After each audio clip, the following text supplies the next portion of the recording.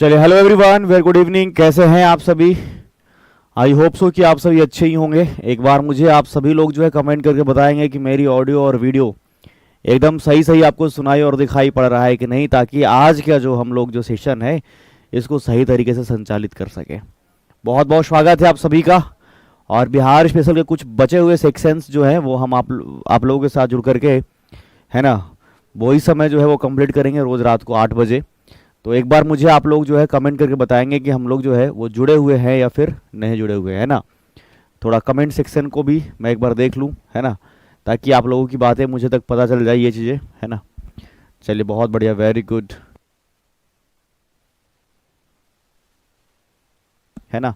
चलिए, तो आज हम लोग जो है कंटिन्यू करने वाले हैं एक जो बचा हुआ टॉपिक है बिहार की जो फसलें हैं उसको पहले कंप्लीट करेंगे। यहाँ से कभी कभार जो है एक आध प्रश्न जो है पूछ ले जाते हैं कि सर्वाधिक जो है उत्पादन वाले फसल के जिले पूछ ले जाते हैं या फिर उसका जो जलवायु क्षेत्र है ना, ये पूछ लिया जाता है। तो आपको यहाँ पर थोड़ा सा चीज़ों को समझना होगा। आई होप सो कि आप सभी लोग जो है वो ठीक ठीक मुझे सुन पा रहे होंगे। तो हम लोग शुरू करते हैं आज जो है वो फसलों को। तो एक बार मुझे कमेंट करके बताएंगे, ठीक है, कि इन फसलों के, हालांकि सिंचाई का जो आपका जो है वो हमने टॉपिक को जो है वो कल कंप्लीट करा दिया था, तो आज उससे आगे ही हम लोग बढ़ने वाले हैं, ठीक है जी। चलिए, वेरी गुड इवनिंग सभी को, ठीक है। तो पहले क्या है, ध्यान से समझिएगा। आज का जो टॉपिक है आपका वो है आपका कृषि एवं पशुपालन। तो कुछ बातें हमने बहुत पहले क्लास में कई बार डिस्कस किया है कि लगभग बिहार के 80% से अधिक की जनसंख्या है जो कि कृषि पर निर्भर रहती है, कृषि और पशुपालन पर निर्भर रहती है। इस बात को आप समझिएगा। अगर 100 लोग हैं तो उसमें 80% से अधिक लोग, सीधा आप समझिएगा इस बात को कि बिहार का, अब इसका बहुत कुछ कारण हमने पहले डिस्कस कर लिया आपसे। जैसे बिहार के जलवायु को, बिहार के मिट्टियों को, बिहार की लगभग 90% मिट्टियों से भी अधिक जलोढ़ मिट्टी का बना हुआ है। और जलोढ़ मतलब समझ लीजिए कि यहाँ पर कृषि बेहतरीन होगा, है ना। किसके लिए? खेती के लिए बहुत ही उपयुक्त मिट्टी माना जाता है आपका जलोढ़ मिट्टी। और लगभग 80% से अधिक की जनसंख्या जो है वो इस पर है। तो राज्य की 80% से अधिक भूमि जो है वो कृषि योग्य भी है और लोग इस पर खेती भी करते हैं। तो यहाँ पर जो फसलें मुख्यतः उपजाई जाती है, खरीफ फसल होती है, रबी फसल होती है, जायद फसल होती है। अब इसमें यह समझिएगा कि जायद की जगह पर कई जगह पर गरिमा भी आपको मेंशन मिल सकता है। ध्यान से समझिएगा। एक तो खरीफ होता है, दूसरा रबी होता है और तीसरा जायद होता है, जिसमें सबसे प्रमुख है खरीफ और रबी। तो बिहार में तीनों प्रकार की फसलें मिलेंगी, एक तो खरीफ मिलेंगी, रबी मिलेंगी और जायद मिलेंगी। एक एक करके हम तीनों को डिस्कस करेंगे। तो सबसे पहले हम लोग डिस्कस करने वाले हैं खरीफ फसल के लिए, ठीक है, खरीफ फसल के लिए, और बिहार में इसके लिए कौन कौन सा क्षेत्र है, और फिर बिहार के कुछ जो है वो खास उपज, खास फसल के बारे में हम डिस्कस करेंगे आप लोगों से, ठीक है जी। चलिए, बहुत बढ़िया। तो अगर बात किया जाए खरीफ के विषय में, हमने पहले भी इस बात को डिस्कस किया है कि ये फसल जो है जून जुलाई के महीने में बोई जाती है तथा नवंबर दिसंबर में काट लिया जाता है। सीधे एकदम ध्यान में एक बात से रखना है, अगर आप बिहारी हैं तो मैं समझता हूं कि अगर बिहारी हैं तो आपको ये पता होगा कि यहाँ पर ज़्यादातर लोग चूंकि गांव से भी जुड़े हुए होते हैं तो इस बात से भी वो जानते हैं, थोड़ा जानकारी होता है। और दूसरी बात है, ये समझ लीजिएगा कि जब जून का महीना होता है तो जून के महीने में, मध्य जून के महीने में बिहार में क्या होता है प्रवेश, तो बिहार में प्रवेश होता है जो कि आपका जलवायु का होता है, मानसून का होता है। आप लोगों को ये पता होगा कि मध्य जून की अगर बात किया जाए तो मध्य जून में जो है बिहार में क्या होता है, तो बिहार में मानसून का प्रवेश होता है। मध्य जून की बात करें तो इसमें लगभग बिहार में बरसात होता है 15 से 20 जून के आसपास में, ठीक है। और इस समय जो मानसून होता है, इसी मानसून के कुछ समय के बाद जो है बिहार में खरीफ फसल बोए जाते हैं। एग्जाम्पल के तौर पर आपको याद रखना है, एकदम ध्यान से समझिएगा कि खरीफ फसल में सबसे महत्वपूर्ण एग्जाम्पल आपके लिए है धान। क्या है? तो आपके लिए धान है। तो इस समय याद रखिए, जैसे मध्य जून का महीना है, लगभग 15-20 जून है, बरसात होना शुरू हो गया। तो जब बरसात होना शुरू हो गया है उसके 15 से 20 दिन बाद जब खेतों में अच्छे से पानी पहुंच जाता है, बेहतरीन तरीके से पहुंच जाता है, तो उसके बाद जो है वो बिहार में धान की बुआई शुरू हो जाती है, धान की रोपाई शुरू हो जाती है। और इस समय लगभग देखा जाए तो जून जुलाई के महीने से, एक तो जून के अंत में भी कह सकते हैं और साथ में ये भी कह सकते हैं कि जुलाई के महीने में भी जो है ये बोया जाता है। तो खरीफ फसल में सबसे महत्वपूर्ण एग्जाम्पल आपको याद रखना है धान। और जून जुलाई में बुआई हो गया और इसी का कटाई के विषय में अगर कह दिया जाए तो कटाई आपको याद रखना है कि लगभग नवंबर के महीने में या कहें दिसंबर भी थोड़ा सा अगर लेट हुआ, यही मॉनसून तो चला जाता है। ठीक है, चलो एक बच्चा कह रहा है रिकॉर्डेड क्लास है। रिकॉर्डेड नहीं है मेरे प्यारे बच्चे, रिकॉर्डेड क्लास नहीं है, आप लोग बिल्कुल लाइव ही पढ़ रहे हो। ठीक है, अब क्या है, मतलब आपका नाम लूंगा तभी आपको लगेगा कि बिल्कुल सही चल रहा है। ठीक है, ऐसा थोड़े होता है। तो समझ पा रहे हैं आप लोग कि नहीं समझ पा रहे हैं? तो ये आप लोग समझ गए होंगे। अब हम बात करेंगे कि और कौन कौन सा फसल है सर, तो कि खरीफ में क्या क्या याद रखना है। तो सबसे पहले हमने कहा है कि धान, धान के अलावा अगर देखा जाए तो मक्का याद रखना है, ज्वार याद रखना है, बाजरा याद रखना है। जितना भी मोटा फसल होगा इसको सबसे पहले ध्यान में सेट रखना है।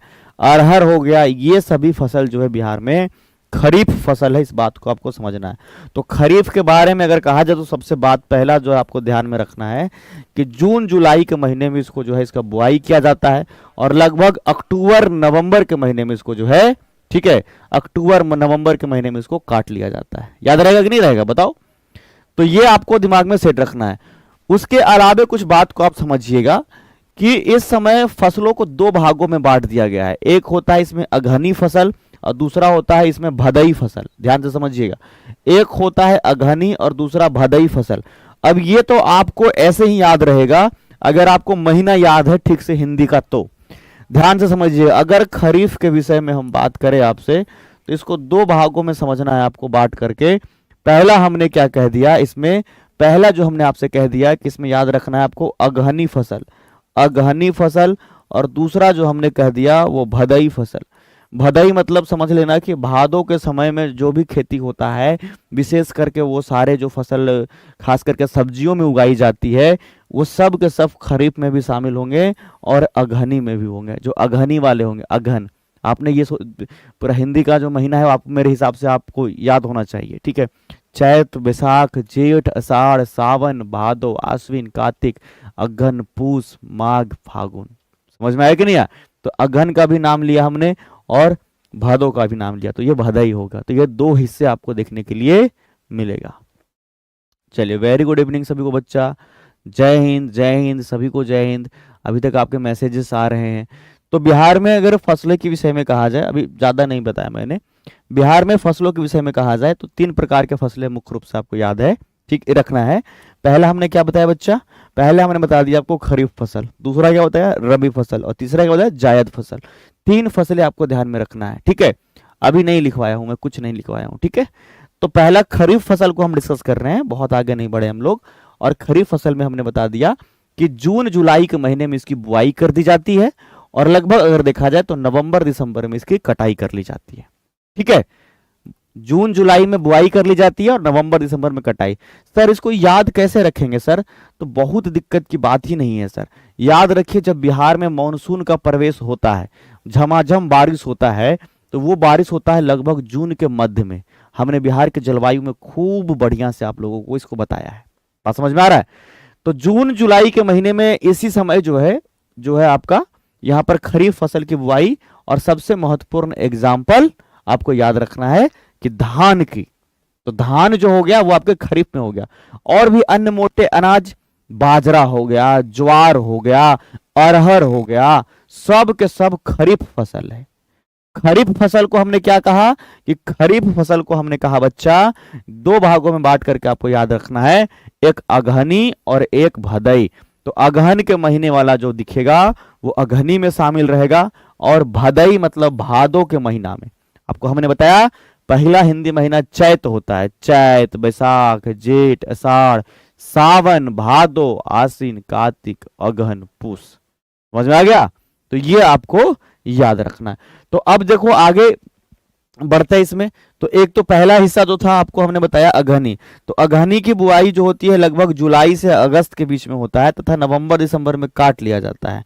ये तो आपको पहला ही फेज में समझ लेना है। और इसमें जैसे धान हो गया, गन्ना हो गया, सब्जी हो गया, ये सब के सब जो है इसमें शामिल हो गया। तो उसी हिसाब से हमने आपको बताया भी था। अभी अगला देखना भदई है। मई जून के महीने में बुआई होता है तथा जुलाई अगस्त के महीना में तैयार हो जाता है, जैसे मक्का हो गया, जूट हो गया। हमने क्या कहा था कि जो भादों के महीना में तैयार हो जाए भदई है। तो इसके लिए रोपना कब पड़ेगा? तो मई जून के लहलहाती गर्मी में, मई के महीना में लगेगा, जून में जब हल्का हल्का बरसात होना शुरू हो गया तब लगेगा। और पूरा एकदम भादो का महीना, जैसे अभी कुछ समय पहले भादो चल रहा था ना, तो भादो के महीना के विषय में अगर कहा जाए तो भादो के महीना में इसको काट लिया जाएगा, तो भदई हो गया। बात समझ में आ रहा है कि नहीं आ रहा है?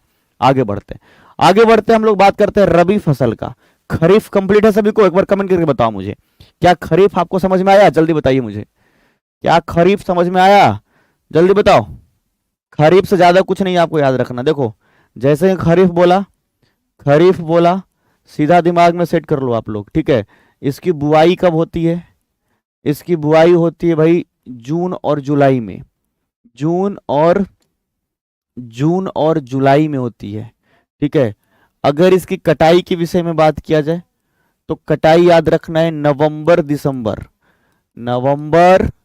दिसंबर। सर याद कैसे रखेंगे सर? आपको याद रखना है बरसात जब शुरू हुआ तो खरीफ फसल की बुआई हो गई। अब सर एग्जाम्पल के तौर पर क्या बताना चाहेंगे?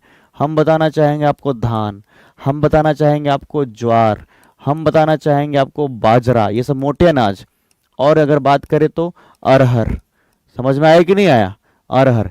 तो खरीफ फसल की बुआई मॉनसून के साथ में, खरीफ फसल की बुआई, ठीक है, मॉनसून के साथ में।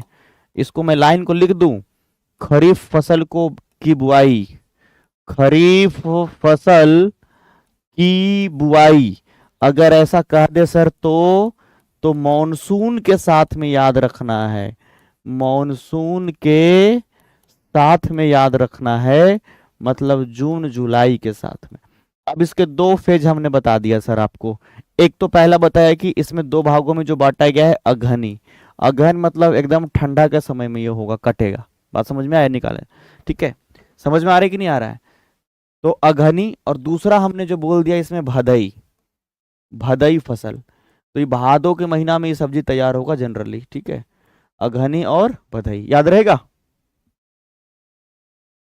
सर जी को आवाज चेंज लग रहा है, ये सब स्टूडियो के कारण ऐसा हो सकता है बच्चा, पर मैं क्या कर सकता हूँ इसमें। स्टूडियो में थोड़ा टेक्निकल बातें और टेक्निकल चीजें चलती रही होती है ना, तो इस कारण से आपको थोड़ा हो सकता है कि थोड़ा दिक्कत लगे आपको, पर कोई नहीं, थोड़ा सा आप समझिए। बाकी टेक्निकल टीम से मैं इस बात को बता देता हूँ अगर ऐसा है तो, ठीक है। अगर इको बन रहा है तो इन केस में, ठीक है।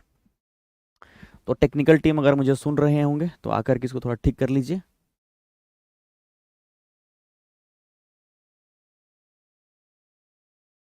चलिए आगे बढ़े। तो अब इसमें ध्यान से रखिएगा याद कि ये क्लियर हो गया। रबी की बात अगर करें तो रबी ठीक उसी समय बोया जाएगा जब ये काट लिया जाएगा खरीफ। तो इसकी बुआई अक्टूबर नवंबर में होगा। एकदम एक ही शेड्यूल याद रखना है। धान वाला समय खरीफ, गेहूं वाला समय रबी। तो जैसे ही धान कटेगा उसके बाद क्या लगता है? गेहूं लगता है। धान कटने के बाद क्या लगता है? गेहूं लगता है। तो अक्टूबर नवंबर जब ठंडा का समय जब जो है शुरू हो रहा होता है, तो उस समय क्या होता है कि इसमें धान की खेती ये खत्म होती है और गेहूं इसमें लगाया जाता है। क्लियर है सभी को? तो अब इसकी जो है अगर देखा जाए तो लगता है ये अक्टूबर नवंबर में, और इसको काटा जाता है जो आपका मार्च अप्रैल के महीने में। कब? आपके मार्च अप्रैल के महीने में इसको काट लिया जाता है। प्रमुख फसल क्या क्या है? गेहूं है, जौ है, चना है, मटर है तथा खेसारी है। बस यही सीक्वेंस में याद रखना है, ठीक है। चलो आगे बढ़ते हैं। आगे बात करें जाए अगर तो जायद फसल, इसको गर्मा फसल भी कहते हैं। इसको क्या कहते हैं? गर्मा फसल भी कहा जाता है। तो हमने तीन फसलों को जो बताया बच्चा, उसमें तीनों को क्या क्या बताया कि बिहार में तीन प्रकार के फसलें हैं। बिहार में टोटल कितने प्रकार के फसलें? बिहार में तीन प्रकार के मेनली फसल, तीन फसलें मेनली आपको याद रखना है, जिसमें पहला बता दिया हमने खरीफ, ठीक है, खरीफ। दूसरा बता दिया हमने रबी, और तीसरा ये क्या है बच्चा? ठीक है, तीसरा बताया जो हमने जायद, जायद फसल, या इसी को हमने अभी कहा कि इसी को कहते हैं गर्मा फसल, गर्मा फसल, ठीक है, इसको बोलते हैं गर्मा फसल। और ये हो गया रबी फसल, और ये खरीफ फसल। बात समझ में आया? तो ये आपको समझ में आ गया हो, खरीफ जून जुलाई में ये जो है लगता है। काटा कब जाता है? आपका नवंबर दिसंबर में, नवंबर दिसंबर में। और इसी समय रबी को बोया जाता है, लगभग नवंबर दिसंबर में बोया जाता है। और इसको कटाई कब कर दी जाती है? तो मार्च अप्रैल में कर दी जाती है। और इसी के जो बीच का समय रहता है, इसी में जायद फसल होते हैं। देखो ना, मार्च अप्रैल के बाद गैप मिल गया कि नहीं, जून जुलाई तक के, तो इसी बीच में जो है ये आपका होता है। मिल जाएगा बेचारा, आप बच्चा लोग, आप लोगों को है ना, नोट्स के लिए जो आप मर रहे हैं, नोट्स आपको दे दिया जाएगा, चिंता नहीं करना है, आपको टेंशन नहीं लेना है। ठीक है। अब देखो खरीफ में याद रखो सीधा यहाँ कि धान की बात हमने कर दिया था सर। ठीक है, आपको ज्वार की बातें हमने कर दिया सर, बाजरा की बातें हमने कर दिया सर। ठीक है, अरहर की बातें हमने कर दिया सर। अगर रबी की बात कहे तो गेहूं की बात हमने कर दिया सर, मटर की बात हमने कर दिया सर, चना की बातें कर दिया। तो ये आपको रबी में याद रखना है। अगर ये दोनों समझ में आ गया, ठीक है, तो हम लोग चलते हैं फिर गर्मा के तरफ या फिर जायद के तरफ। तो जायद फसल, इसे गर्मा भी कहा जाता है। इसकी खेती जो है खरीफ एवं रबी के बीच में होता है। खरीफ एवं रबी के, अभी हम यही बात तो कह रहे थे कि जो खरीफ फसल है इसके, है ना, और रबी फसल के बीच में होता है। तो रबी जब कट जाता है तो मार्च महीने में, अप्रैल में कटेगा, लेकिन अप्रैल से लेकर जून जुलाई तक जो बीच में जो बचा हुआ समय है, उसमें जो फसल होगा उसी को क्या कहेंगे? उसी को कहेंगे जायद फसल कहेंगे। क्या कहेंगे?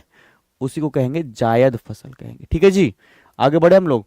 बिहार की कुछ फसलें के विषय में हम बात करेंगे और कहाँ कहाँ इसका विशेष, ठीक है, बात को समझिएगा। एक सेकंड वेट करो, मैं देखता हूँ कि अगर आवाज है कि नहीं सही से।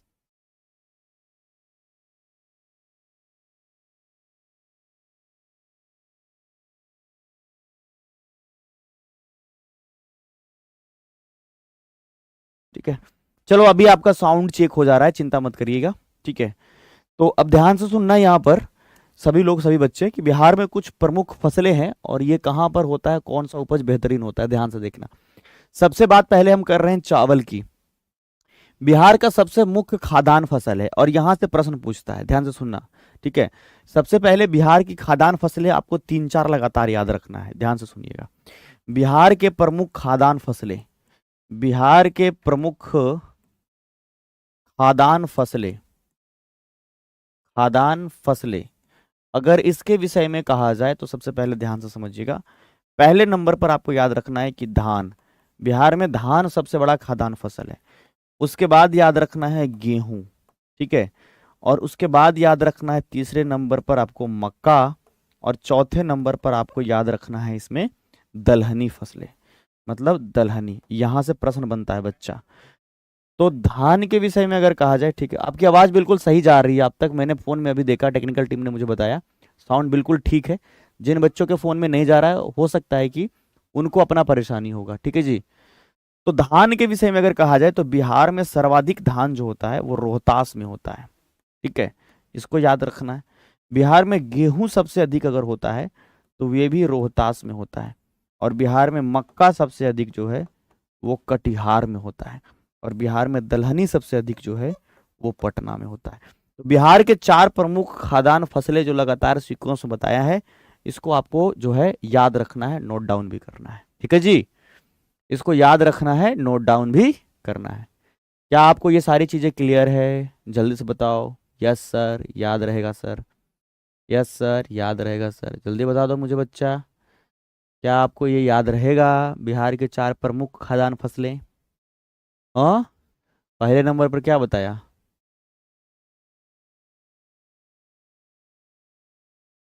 Clear clear sir. तो पहले नंबर पर क्या याद रखना है? रोहतास। दूसरे नंबर पे क्या याद रखना है? रोहतास। धान सबसे अधिक रोहतास, गेहूं सबसे अधिक रोहतास, मक्का सबसे अधिक कटिहार, दलहनी सबसे अधिक पटना। बहुत बढ़िया, वेरी गुड। इसमें से कितने बच्चे ऐसे हैं जो ऑफलाइन क्लास के हैं, जो आज ऑनलाइन देख रहे हैं? मुझे कमेंट करके बताइएगा। इसमें से इतने कितने कितने बच्चे हैं जो ऑफलाइन के हैं और ऑनलाइन देख रहे हैं? जितने लोग ऑफलाइन के हैं और ऑनलाइन देख रहे हैं, सभी लोग एक टाइप करिए। ठीक है, जो लोग ऑनलाइन ही देखते थे वो लोग दो टाइप करिए। बताइए मुझे, समझ में आया कि नहीं आया? हाँ, एक बच्चे का सवाल है कि सर जायद का एग्जाम्पल क्या होगा सर। चलो बच्चा, बहुत बढ़िया। जो भी आपको इस बीच में फसलें जो देखने को मिलता है, जो भी फसलें देखने को मिलता है, ध्यान से सुनिएगा, जो भी फसलें आपको मार्च अप्रैल से लेकर के जून जुलाई के बीच में होता है, वो सभी के सभी होगा। जैसे मक्का दोनों ही समय पर आज के समय में होता है, ठीक है, तो मक्का भी आपको कंसिडर करना होगा कि जायद में होगा, ठीक है, क्योंकि दोनों ही टाइम पर ये हो जाता है। कुछ फसलें तो हमेशा ही उपजाई जाती है। समझ में आया कि नहीं आया? चलिए, चावल। बिहार का मुख्य खाद्यान्न फसल चावल है। राज्य के लगभग 45 लाख हेक्टेयर कृषि भूमि पर उपजाई जाती है। और सबसे अधिक चावल अगर कहा जाए, सबसे ज्यादा अगर चावल कहा जाए, तो बिहार में रोहतास जिले में होता है सर्वाधिक। इसका सबसे बड़ा कारण पता है क्या है सर्वाधिक चावल होने का? कि यहाँ का सिंचाई व्यवस्था बढ़िया है। सबसे अधिक धान जो है वो रोहतास में होता है। सिंचाई व्यवस्था बहुत अच्छा है। बिहार में सर्वाधिक चावल को उत्पादन पहले नंबर पर रोहतास, याद रखना है। ये डेटा मत याद रखना, ये थोड़ा बढ़ते रहता है प्रत्येक साल, बस नंबरिंग याद रखना है, ठीक है। तो पहले नंबर पर रोहतास, दूसरे नंबर पर औरंगाबाद, जबकि सबसे कम अगर कह देगा तो बेगूसराय में होगा। सबसे कम कहां हो जाएगा? सबसे कम जो है बेगूसराय में हो जाएगा। आगे बढ़ते हैं, देखते हैं गेहूं के विषय में अगर कहा जाए बच्चा, तो गेहूं जो है धान के बाद दूसरा प्रमुख खाद्यान्न फसल है। हमने अभी डिस्कस कर दिया है बच्चा, ठीक है। और अगर इसके विषय में कह दिया जाए तो गेहूं जो है बिहार में सबसे अधिक, ये भी जो है रोहतास में ही होता है। सर्वाधिक अगर कहा जाए तो सर्वाधिक ये कहाँ होता है? सर्वाधिक ये भी जो होता है वो रोहतास में ही होता है। कहाँ होता है? रोहतास में। आगे देखना, नवंबर दिसंबर में है ना इसको बोया जाता है तथा मार्च अप्रैल में काट लिया जाता है। और बिहार का एक प्रमुख रबी है ये, ठीक है, ये बिहार का एक प्रमुख रबी है, इस बात को याद रखिएगा। और धान अगर कहा जाए तो सबसे प्रमुख खरीफ है बिहार का। बिहार का सबसे प्रमुख खरीफ है। गेहूं के उत्पादन में बिहार का देश में छठा स्थान है। सबसे अधिक बिहार में रोहतास में होता है, जबकि सबसे कम जो है, ठीक है, बात समझ में आया? सबसे कम अगर कहा जाए तो अरवल में होता है। सबसे कम गेहूं कहाँ होगा? अरवल में। सबसे ज्यादा कहाँ होगा? रोहतास में, ठीक है। बिहार के कुल कृषि भूमि के लगभग 27% भाग में गेहूं उपजाई जाती है, 27% भाग में। आगे देखते हैं मक्का। हम सीक्वेंस में तीनों को बता रहे हैं, ठीक है, हम सीक्वेंस में ही सभी को बता रहे हैं, इस बात को ध्यान से समझिएगा। क्योंकि सीक्वेंस में जैसे हमने वो बताया कि प्रमुख खाद्यान्न फसल धान है, फिर गेहूं है, फिर मक्का है, तो उसे में आपको याद रखना है, ठीक है। मक्का सर्वाधिक जो है बिहार के कटिहार में होता है। और इसके लिए सबसे उपयुक्त जो मिट्टी होता है हमने बता दिया है कि बलसुंदरी मिट्टी होता है, ठीक है। ध्यान से समझिएगा इस बात को, इसमें हम आपको इसको थोड़ा विशेष रूप से बताएंगे। कारण क्या है कि यहां से प्रश्न कई बार पूछा जाता है, ठीक है। मक्का, तो पहला पॉइंट इसमें यह याद रखना है आपको कि बिहार का तीसरा प्रमुख खाद्यान्न फसल, बिहार का तीसरा प्रमुख खाद्यान्न फसल, तीसरा प्रमुख खाद्यान्न फसल, पहली बात तो ये आपको याद रखना है, खाद्यान्न फसल पहला नंबर पर। दूसरे नंबर पर क्या डिस्कस करेंगे हम लोग कि सर्वाधिक उपयुक्त मिट्टी इसके लिए जो होता है, सर्वाधिक उपयुक्त मिट्टी जो इसके लिए होता है, सर्वाधिक उपयुक्त मिट्टी जो इसके लिए होता है, मृदा इसके लिए जो होता है, वो होता है बलसुंदरी मृदा। कौन सा होता है? बलसुंदरी मृदा होता है। समझ में आ रहा है आपको? तीसरे नंबर पर बिहार में सर्वाधिक जो है वो अगर देखा जाए, बिहार में सर्वाधिक मक्का कहाँ होता है? तो याद रखना है आपको कि बिहार में सर्वाधिक मक्का जो होता है बच्चा, वो होता है कटिहार में। कहाँ होता है? कटिहार में। लेकिन एक सवाल और आपसे बनेगा इसके विषय में, और पता है वो क्या बनेगा? कि इसका जो है मक्के की घर बिहार को किसको कहते हैं? तो वो बेगूसराय को कहते हैं। क्योंकि एक समय ऐसा था कि बेगूसराय का सबसे प्रमुख ये फसल था, और ज्यादातर लोग इसमें जो है लिप्त थे, ज्यादातर लोग इस बात को कर रहे थे, ठीक है। तो इसमें याद रखिएगा आप लोग कि बेगूसराय जो है, बेगूसराय को मक्के का घर कहा जाता है, मक्के का घर कहा जाता है। बात समझ में आया? तो ये पॉइंट्स आपको याद रखना है, ठीक है, मक्का के विषय में। तो प्रमुख जिले अगर अभी बात करें तो कटिहार हो गया, बेगूसराय हो गया, सारण हो गया, दक्षिण के भी कुछ जिले शामिल हैं। बात समझ में आ रही है? चलिए, तो आई होप सो कि आप लोगों ने इसको समझा होगा। अच्छा, धान के विषय में और गेहूं के विषय में, तो धान विषय में और गेहूं विषय में दो तीन बातें याद रखना है। देखो, अगर यहाँ पर धान कह देगा तो धान बिहार का प्रमुख खाद्यान्न फसल, बिहार का प्रमुख, सबसे पहला प्रमुख खाद्यान्न फसल, खाद्यान्न फसल पहला नंबर का, और सर्वाधिक कहाँ होगा? सर्वाधिक रोहतास में होगा। और समझ में आया? उसके बाद औरंगाबाद में होगा, औरंगाबाद में होगा। ठीक है, इसकी रोपाई के विषय में कहा दिया जाए तो रोपाई जून जुलाई। देखो, कई बार हमारा बताने का केवल ये तात्पर्य है कि आपको अच्छे से याद हो जाए। और कटाई, कटाई अगर कहा जाए तो कटाई याद रखना है आपको। ठीक है, कटाई याद रखना है नवंबर दिसंबर।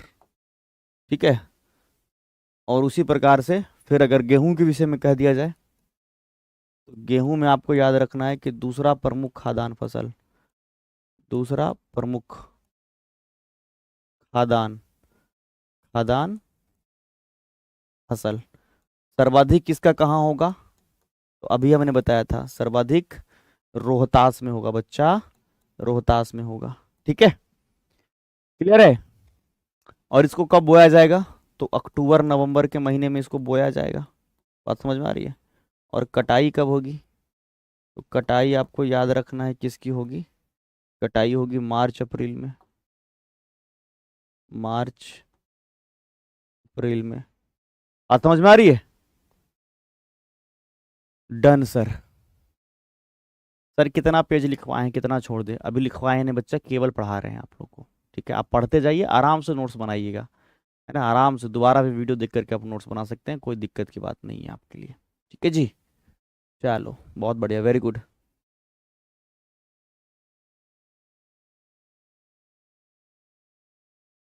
एक बच्चा कह रहा है कि सर मैं अभी 12th पास किया हूँ और हम रबी और खरीफ फसल में कंफ्यूज हो जाते हैं, कितना भी अच्छे से पढ़ लें, लेकिन गुस्सा मत कीजिएगा सर, कैसे क्या करें? ठीक है, एकदम बढ़िया, ध्यान से सुनो, कोई गुस्सा नहीं कर रहे हैं।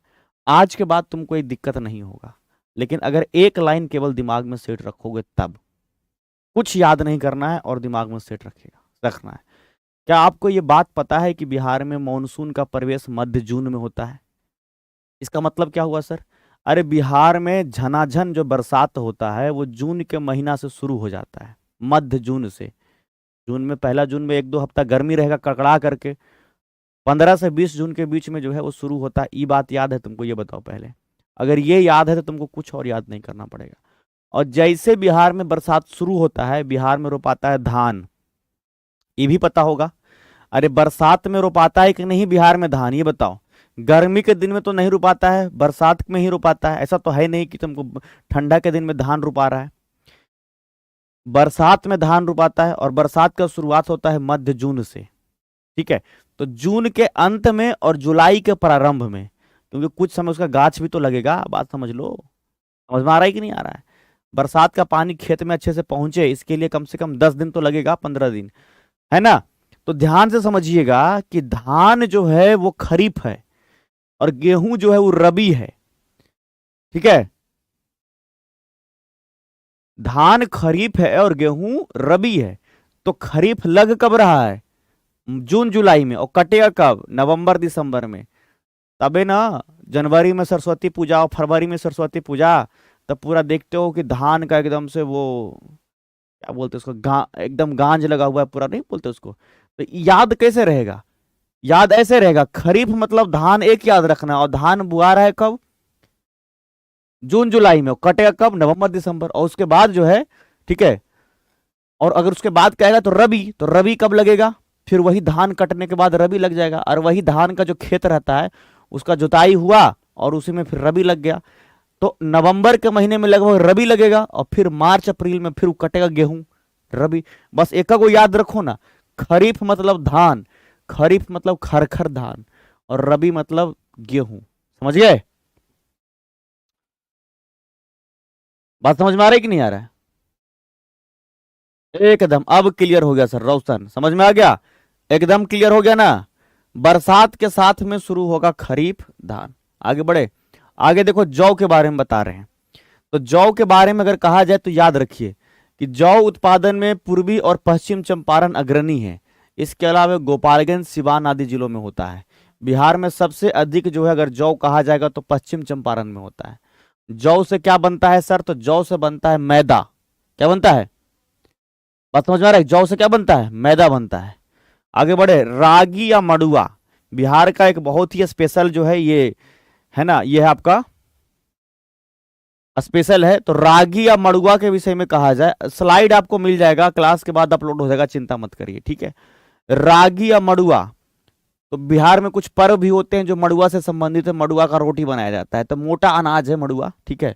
यह मोटा अनाज है। बिहार का देश है ना, बिहार में देश का सर्वाधिक रागी होता है, मड़ुआ होता है, इस बात को याद रखिएगा। बिहार के कुछ जिले याद रखना है, जैसे कि सारण के क्षेत्र में सबसे अधिक होता है, ठीक है। सारण के अलावा सिवान याद रखना है जहां होता है, ठीक है। मुजफ्फरपुर में होता है। ये सभी जिले हैं जहां की ये ज्यादा होता है आपका रागी या मड़ुआ। समझ में आया? बताओ तो। हाँ देखो, एक बच्चा कमेंट कर दिया सर मड़ुआ बहुत खाए, वो कहता है जितिया में होता है सर। हाँ, जितिया के समय में होता है।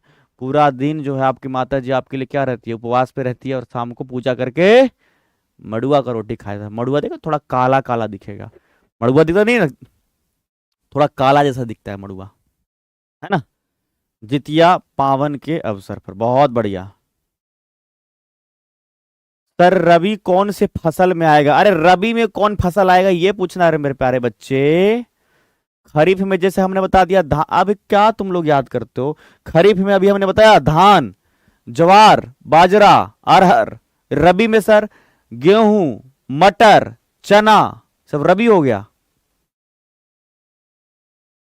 आगे देखो, ज्वार, यह भी मोटा अनाज है। इसे मुख्य रूप से चारे में इस्तेमाल किया जाता है। ज्वार का गाय भैंस खाता है, ठीक है। विजय बैच में आएंगे बच्चा, अभी थोड़ा समय है, ठीक है।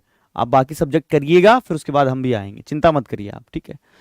भोजपुर और रोहतास में इसका सर्वाधिक उत्पादन होता है ज्वार का। ज्यादातर ये जानवरों को खिलाने में काम आता है ना। जानवरों, मोटा अनाज है और जानवरों में को खिलाने में ये काम ज्यादा आता है। नगदी फसल के विषय में कहा जाए, याद रखिएगा, नगदी फसल के विषय में अगर कहा जाए तो गन्ना। गन्ना उत्पादन में बिहार का देश का प्रमुख स्थान है। गन्ना उत्पादन में पश्चिम चंपारण प्रथम स्थान पर है, ठीक है।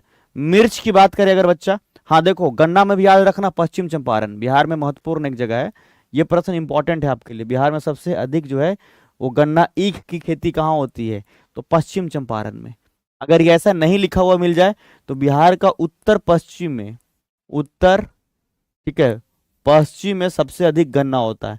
बिहार में टोटल 28 चीनी मिल है, ठीक है, 28 चीनी मिल है, और जिसमें मात्र 11 संचालित होता है। कितना?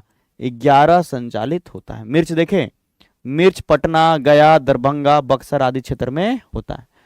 मखाना याद रखना है। मखाना बिहार के सबसे प्रमुख जो है अगर देखा जाए स्पेशल है ना, एक उत्पादन है जिसको जीआई टैग भी मिला है, ठीक है। मखाना के विषय में कहा जाए, जायद में आएगा बच्चा। भी थोड़ी देर पहले हमने मक्का का नाम नहीं लिया था। मखाना अगर कहा जाए तो मिथिला मखाना को हमने कहा, मिथिला मखाना को बच्चा जीआई टैग मिला है। क्या मिला है? जीआई टैग, ज्योग्राफिकल इंडिकेशन, जो 10 वर्ष के लिए दिया जाता है। क्यों दिया जाता है सर? कोई खास जगह पर ऐसा उत्पादन जिसको बहुत बड़ा व्यापारिक पहचान नहीं मिला है, तो इसके लिए दिया जाता है। समझ में आ रहा है कि नहीं आ रहा है? तो अगर मान लीजिए मिथिला मखाना को मिला, तो अभी मिथिला मखाना को पूरा लोग देश में, दुनिया में जाना, तो इसका व्यापार बढ़ जाएगा। समझ में आ रहा है तुम लोगों को? है तो इसलिए दिया गया। आगे देखिए, फल की बातें करें, बिहार में आम होता है, लीची होता है, केला होता है, अमरूद, पपीता आदि फलों का जो है व्यापार होता है। लीची सबसे अधिक मुजफ्फरपुर में होता है, और यहाँ के शाही लीची को जीआई टैग मिला है, जो कि विदेश तक जाता है, ठीक है। शाही लीची को जीआई टैग मिला है जो कि विदेशों तक एक्सपोर्ट किए जाते हैं, ठीक है। फलों के उत्पादन में बिहार में सर्वाधिक केला होता है 36%, ठीक है, याद रखिएगा। चाय के विषय में कहा जाए तो सबसे अधिक चाय किशनगंज में होता है। कहाँ होगा? किशनगंज में। बिहार का उत्तरी पूर्वी हिस्सा, अर्थक्वेक जोन बताइए सर। बताते हैं बच्चा, पढ़ते तो जाओ, बताते हैं, चिंता मत करो। ठीक है, कमेंट कॉपी पेस्ट करने से कुछ नहीं होगा। 3 4 5 जोन है जो हम बताएंगे आपको कि भूकंप ज्यादा कहाँ आएगा। जितना भी हिमालय के नजदीक होगा उसको में भूकंप ज्यादा आएगा, इस बात को समझिएगा।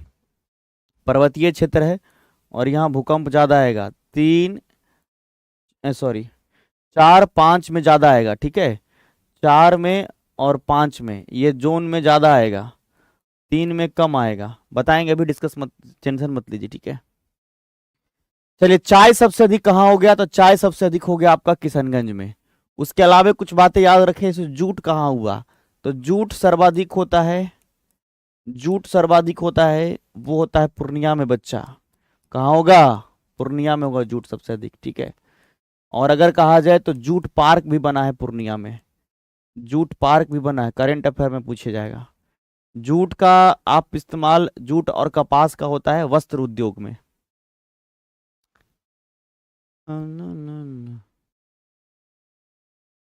केला सबसे अधिक हाजीपुर में नहीं होता है बच्चा, केला हाजीपुर का प्रमुख है जो चर्चित है, चिनिया केला, जो बहुत मीठा होता है, ठीक है। केला सबसे अधिक होता है मधेपुरा, मधुबनी, इस क्षेत्र में होता है, ठीक है। चलो, तंबाकू बिहार में इसका स्थान देश में प्रमुख है। बिहार में जो है गंडक नदी के पूर्वी सीमा पर की जाती है ज्यादातर, दरभंगा में, मुजफ्फरपुर में, मुंगेर में, पूर्णिया में, साथ साथ याद रखना आपको वैशाली में, वैशाली में भी तंबाकू की खेती खूब की जाती है, याद रहेगा। बात समझ में आ रहा है कि नहीं आ रहा है? हाँ, चलो 2 जगह बता देता हूं मैं आपको, ठीक है, चाय वाली बात बता दिया है तो, ठीक है। इसमें चाय वाली बात में याद रखना, किशनगंज में एक जगह का नाम है ठाकुरगंज, ठाकुरगंज, यहां पर खूब होता है, ठीक है। ठाकुरगंज एक ब्लॉक का नाम है। आगे बढ़े, बिहार में जैविक कृषि और जैविक कृषि को बढ़ावा देने के लिए कृषि रोड मैप 3 का अंग बनाया गया है। बिहार में टोटल 4 जो है वो जैविक, ये कृषि का जो है रोड मैप है। कृषि रोड मैप कितने हैं, कृषि रोड मैप टोटल 4 है, 4 है, कितने हैं, 4। तो तीसरे वाले में सबसे ज्यादा जोर दिया गया था जैविक कृषि के लिए, ऑर्गेनिक फार्मिंग के लिए। ये क्या होता है सर, पटसन कहाँ होता है मेरे प्यारे बच्चे, जूट को ही पटसन कहते हैं। तो अगर जूट पूर्णिया में ज्यादा होता है तो पटसन भी होगा, है। अरे अंग्रेजी में जूट कह देंगे, हिंदी में पटसन कह देंगे, अलग ही थोड़े होता है रे मेरे प्यारे बच्चे। बताओ बताओ बताओ, जूट या पटसन, ठीक है, एक ही चीज हो गया, क्लियर है। पूर्णिया में सबसे ज्यादा, समझ में आया। जैविक खेती, ऑर्गेनिक कृषि की अगर बात किया जाए तो बिना किसी फर्टिलाइजर के लिए, बिना किसी आर्टिफिशियल फर्टिलाइजर के, ठीक है, अगर बात किया जाए जैसे यूरिया देना, पोटास देना, बिना किसी आर्टिफिशियल, है ना, फर्टिलाइजर के खेती किया जाना, ठीक है। अगर इसके विषय में कहा जाएगा तो याद रखना है यही जैविक खेती होगा। क्या होगा, जैविक खेती होगा। तो जैविक खेती के लिए क्या किया जाता है, यहाँ पर मुख्य रूप से केंचुआ जो है इसको बढ़ाया जाता है खेत में। केंचुआ को कहा जाता है क्या, केंचुआ को कहा जाता है किसान का मित्र, इसको कहा जाता है किसान का मित्र, क्या कहते हैं, किसान का मित्र कहा जाता है, ठीक है। तो ये बात आपको ध्यान में रखना है। तो राज्य के जमुई जिला में जो है एक केडिया गांव में बिहार का पहला जैविक गांव बन गया है, करंट अफेयर में आपके लिए महत्वपूर्ण है, ठीक है, याद रहेगा आपको। तो इसका केडिया गांव जो है जमुई में है और जमुई का यह गांव जो है वो इसके लिए। आगे बढ़े हम लोग, हाँ, किसान के मित्र कहा जाता है केंचुआ को। चलो, तो आखिर आगे जो है वन का जो है आपका चैप्टर हमने पहले आपसे डिस्कस कर लिया है। जो आपको यहाँ पर फसल है, फसल से इतनी बातें आपको याद रखना है, ठीक है, फसल से इतनी बातें याद रखना है। तो सबसे पहला चीज जो आज की क्लास में सबसे इंपॉर्टेंट था वो बिहार के प्रमुख खाद्यान्न फसल था। एक नजर में हम जल्दी से बता देंगे, बिहार के प्रमुख खाद्यान्न फसल, प्रमुख खाद्यान्न फसल आपको समझना है। और ये खाद्यान्न फसल में आपको ये बातें याद रखनी है। पहला हमने धान बता दिया बच्चा, दूसरा हमने गेहूं बता दिया बच्चा, ठीक है, और तीसरा हमने आपको बता दिया है मक्का, चौथा जो हमने बता दिया दलहनी। अब इसमें याद रखना है जिलों को, धान सबसे अधिक रोहतास में होगा, ठीक है, गेहूं सबसे अधिक रोहतास में होगा, ठीक है, मक्का सबसे अधिक अगर कहा जाए तो याद रखना है कटिहार में होगा। ठीक है, उसके बाद दलहन अगर कह दिया जाए तो सबसे अधिक पटना में होगा। कहाँ होगा? पटना में होगा। कुछ और हम बता देते हैं कि कहाँ पर क्या ज्यादा होता है। लीची का उत्पादन सर्वाधिक जो है आपको याद रखना है मुजफ्फरपुर में, मुजफ्फरपुर में याद रखना है। ठीक है, अगर आपसे बात कर दिया जाए चाय सबसे अधिक कह दिया जाए तो याद रखना है किशनगंज में। ठीक है, अगर आपसे क्या कह दिया जाए, अगर आपसे जूट या पटसन कह दिया जाए तो याद रखना है आपको ये पूर्णिया में। ठीक है, आपको अगर और कह दिया जाए धान तो अभी हमने बता ही दिया कि रोहतास। ठीक है, अगर और कुछ खेती के विषय में कह दिया जाए तो आपको विशेष रूप से यही चीज़ याद रखना है। गेहूं तो हमने डिस्कस कर ही दिया कि प्रमुख खाद्यान्न फसल में है और इसमें भी रोहतास। और मक्का अगर कह दिया जाए तो कटिहार। चलिए, बहुत अच्छा, वेरी गुड, आप लोगों ने बराबर समझा क्लास को, बहुत अच्छे से समझा। तो अब हम लोग जो है अगर देखा जाए, ठीक है, कल से नया चैप्टर में हम लोग प्रवेश करेंगे, नए टॉपिक के साथ में मिलेंगे। तो ज्योग्राफी के लिए अगर देखा जाए तो ज्योग्राफी का ये सेक्शन आपके लिए बहुत ही महत्वपूर्ण था। हम आगे बढ़ेंगे आपको लेकर के अगले सेक्शन में जो बिहार अर्थव्यवस्था का होगा कुछ हिस्से, है ना। और एक इंडिपेंडेंट टॉपिक आपका बिहार जनगणना का होता है, तो उसको हम लोग कराएंगे। ठीक है, चलिए इसको अपलोड कर दिया जाएगा, आप यहाँ से नोट डाउन कर लीजिएगा, कोई दिक्कत की बात नहीं है। समझ में आया कि नहीं आया? पीडीएफ, बिल्कुल बिल्कुल पीडीएफ मिलेगा बच्चा। ठीक है, चलिए, थैंक यू सो मच, बहुत सारा प्यार, थैंक यू।